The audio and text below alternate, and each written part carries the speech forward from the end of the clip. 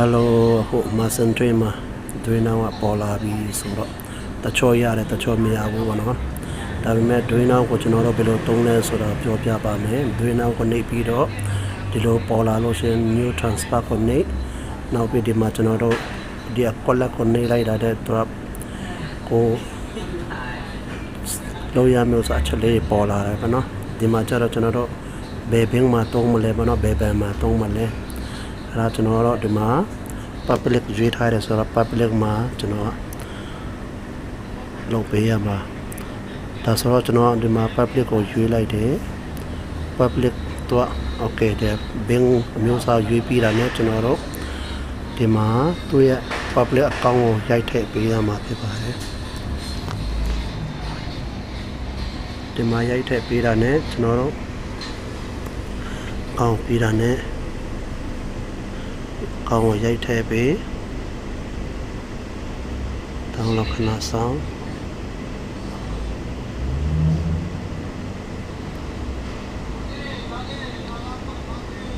โอเคဒီမှာအောင်းမှာကျတော့ကျွန်တော်တို့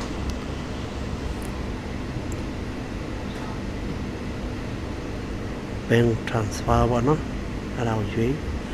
နောက်ပြီးဒီမှာငွေပမာဏကိုရိုက်ထည့်ပေးကျွန်တော်တော့စားနေဒီမှာ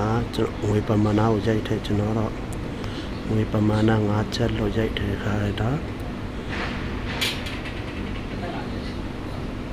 โอเคနောက်ပြီးတော့အောက်ကကျတော့ဒီမှာကျတော့သူကကျွန်တော်တို့လက်ခံမဲ့သူရဲ့နာမည်ရိုက်ပေးရမှာဖြစ်ပါတယ်လက်ကျွန်တော်ရေးမသွားပြီခဏလေး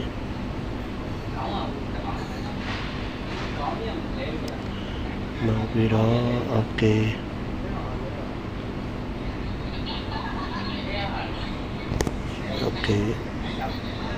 ဒီမှာကျတော့ကျွန်တော်တို့အကြောင်းတခုရေးပေးပေါ့နော်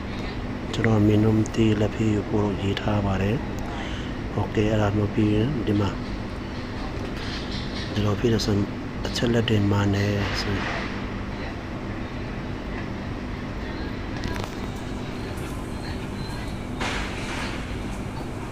ဟောဒီလိုမျိုးပေါ်လာပြီဆိုကျွန်တော်တို့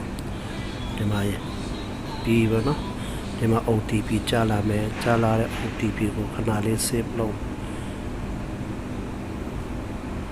okay ခဏလေးစောင့် okay ဒီမှာ OTP လေးကို